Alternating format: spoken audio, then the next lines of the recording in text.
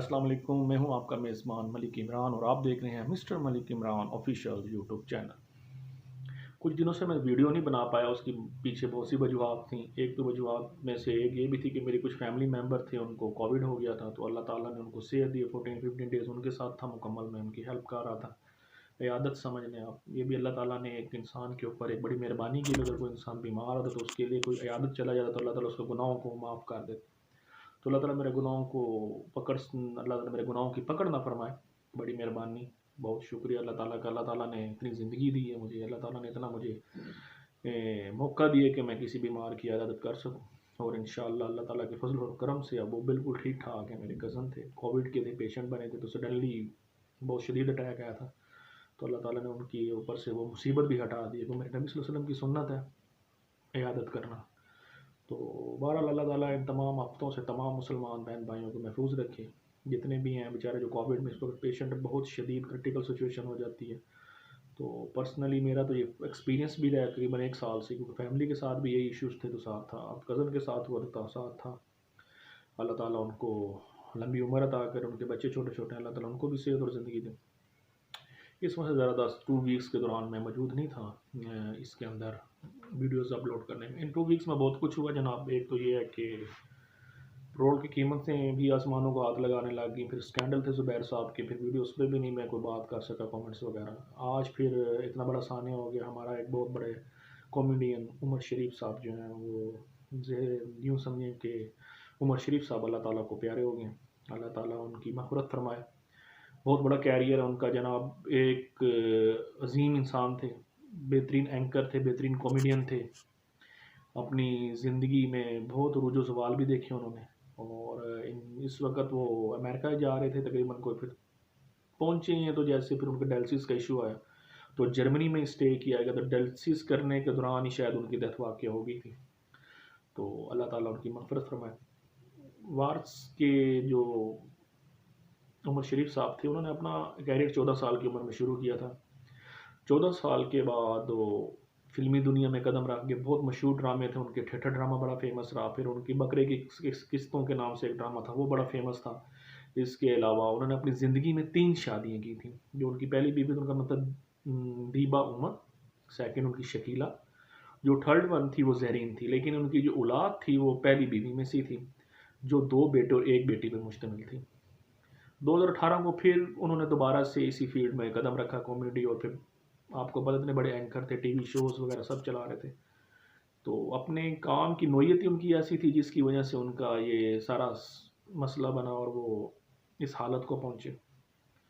तो फ़नी लिहाज से तो बहुत बड़ा नाम था, और देखा जाए तो एज अ शख्सियत बहुत अच्छे थे। लेकिन अल्लाह ताला को मंजूर था, ऐसे ही अल्लाह ताला ने उनके लिए फिर ये एक मिलने का, मुलाकात का एक ज़रिया था अल्लाह ताला से। तो अल्लाह ताला ने उन्हें अपने पास बुला लिया। अल्लाह ताला उनकी मग़फ़िरत फरमाए, उनके वरसा को जो है सब्र दे। और पूरी कौम इसमें उनके दुख में बराबर की शरीक है, क्योंकि उमर शरीफ यकीनन बहुत बड़ा असासा थे पाकिस्तान का, और वो इस वक्त हम में नहीं है। और उनकी कमी हमेशा ही महसूस की गई जाएगी।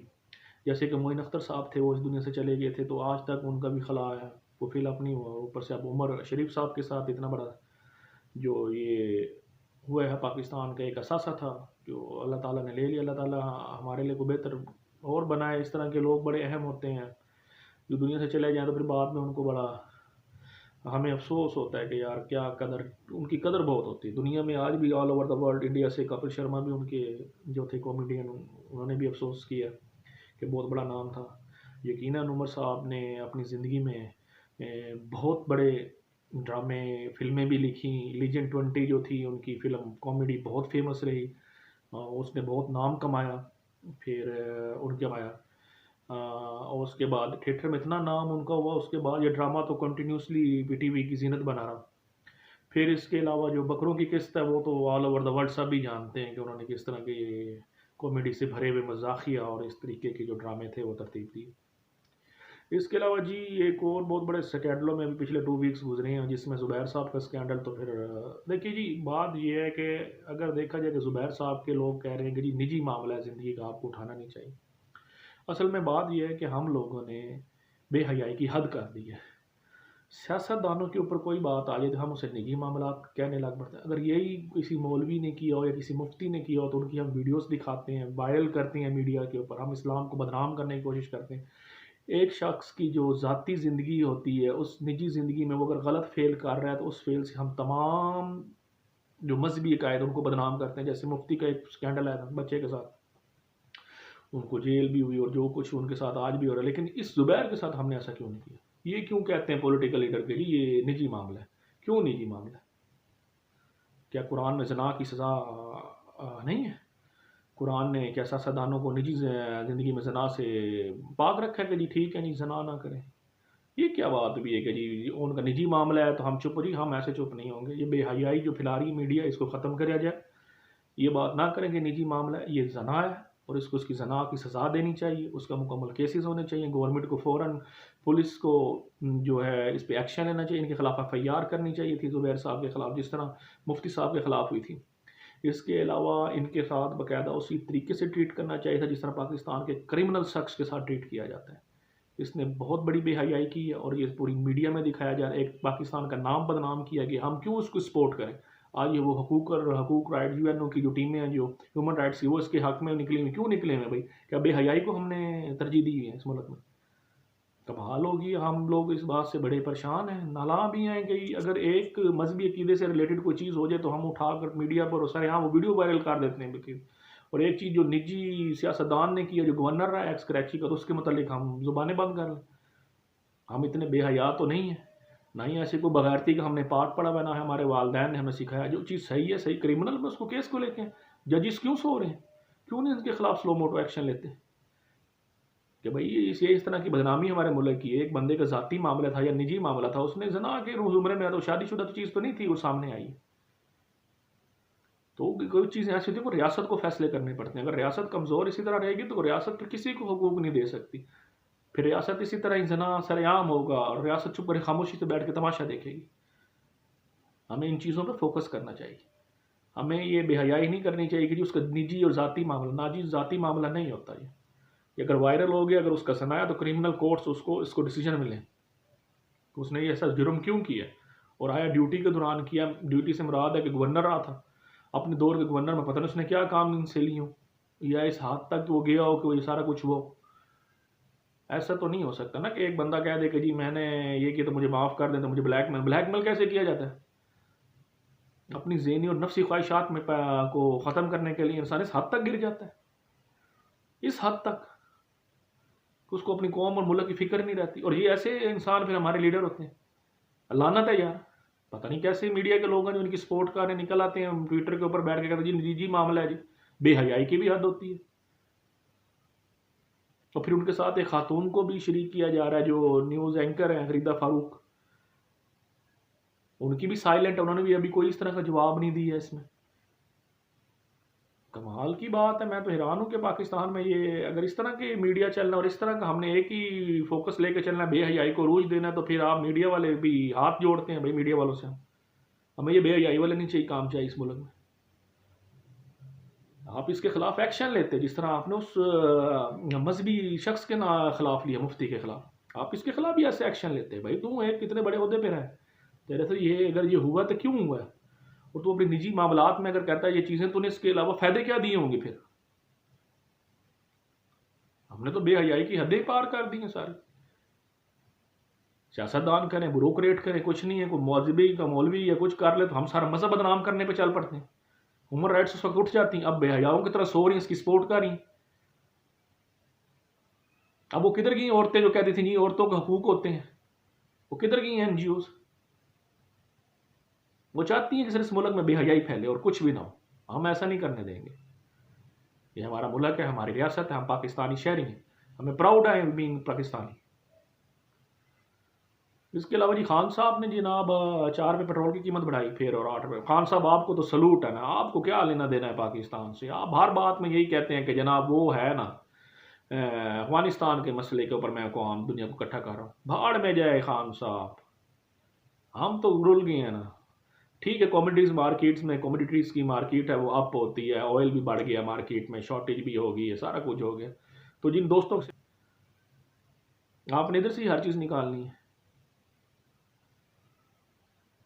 खान साहब कुछ वो होता है, अल्लाह का खौफ भी होता है। कसम लेने के मैं आज इतना मजबूरी में वीडियो बना रहा हूँ, जिस तरह मैंने लोगों के हाल देखा, रो रहे थे बैठे बाहर, उन्होंने जेब में 1 रुपया नहीं था एक टाइम पे खाने के लिए, आपने उनसे वो भी छीन लिया,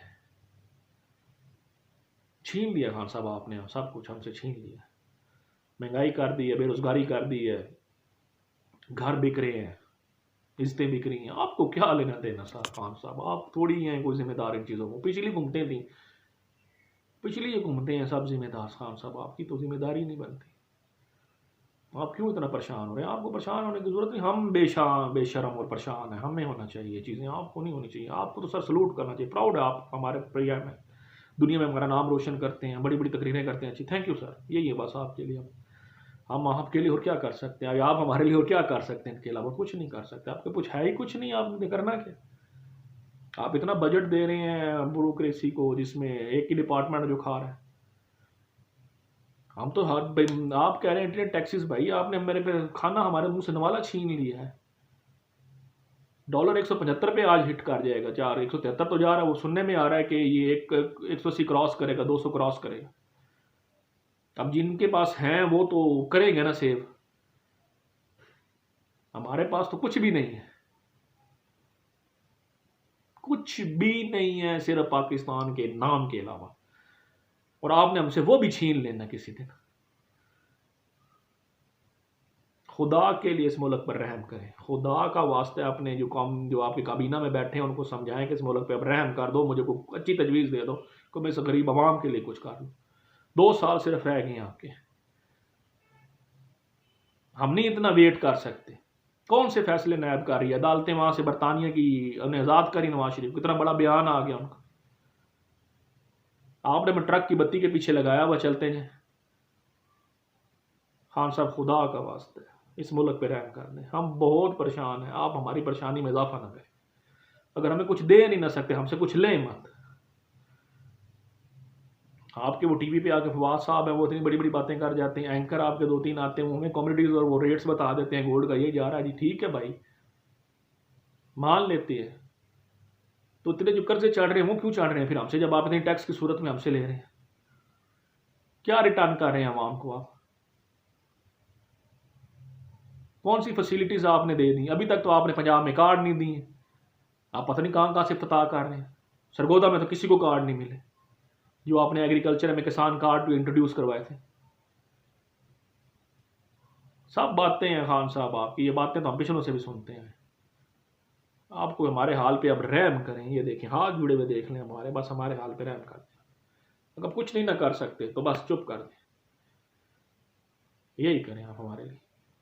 अभी करप्शन आम हो जाएगी, अब पहले भी आम थी, अब तो 10 गुना ज़्यादा बढ़ेगी, क्योंकि अफगानिस्तान के बॉर्डर खुल गए हैं, गंदम किधर चली जाएगी, हर चीज़ ओपन है, सब पैसे बटोरने में लगे हुए हैं। चाइना ने भी आपको साफ जवाब दे दिया होगा सुनने में सी पैक में, और देना उसने जवाब, जब आपकी वहाँ पर आवाम का इंटरेस्ट ही नहीं है, वो देख रहे अंधे हैं, उनको पता नहीं कल को हमें भी वो आवाम की नज़रों में गिरा देंगे। तो हमारे जर्नैलों ने यही सौदे किए ना अमेरिका के साथ, आवाम की नज़रों में गिरे हैं ना। पाकिस्तान का क्या इमेज है दुनिया में, यही होगा हमारा चाइना के साथ में। बाकी अल्लाह ताला ने अगर इंसान की इतनी ज़िंदगी लिखी है, इस मुल्क की लिखी है, रियासत की लिखी है, तो अल्लाह ताला इसको क़यामत तक कायम रखे, इससे मुश्किलात के पहाड़ हटा दे। आपकी एफर्ट पे हमें कोई एतराज़ नहीं है कि आपकी एफर्ट में बुरा, लेकिन आपकी काबीना में वो ऐसे लोग बैठे जो आपकी एफर्ट को भी जलील कर देते हैं। आपको पेशीमानगी नहीं होती उनसे बैठ के बात करते हुए, वो आपको नए लेक्चर दे देते हैं, डिफेंस के ऊपर दे देगा कोई आके बैठेगा जी बजट लग रहा, भाई गरीब आवाम कहाँ से दे, कत्ल करे, ढाके डाले, क्या करे? एक वक्त की रोटी के लिए आपने ना सुकून छीन लिया इस आवाम का। आपने जो कखपति थे ना, उनको तो दुनिया से ख़त्म कर दिया है, जो थोड़े लखपति थे वो कखपति पे चले गए हैं, और जो आपके दोस्त अबाब थे काबीना में जिनकी फैक्ट्रियाँ, वो अरबों से खरबों में चले गए।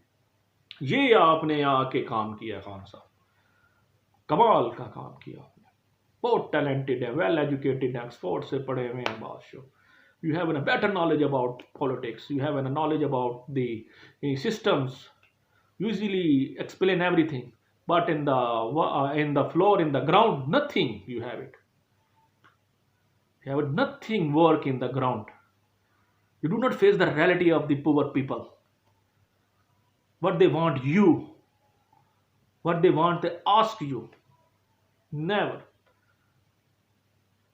You are totally fail to provide the facilities, to provide the better education, to provide work, to provide better food, to provide better health facilities. You are totally fail, Khan Sahib. We are ashamed. We are ashamed as your voter. We are ashamed.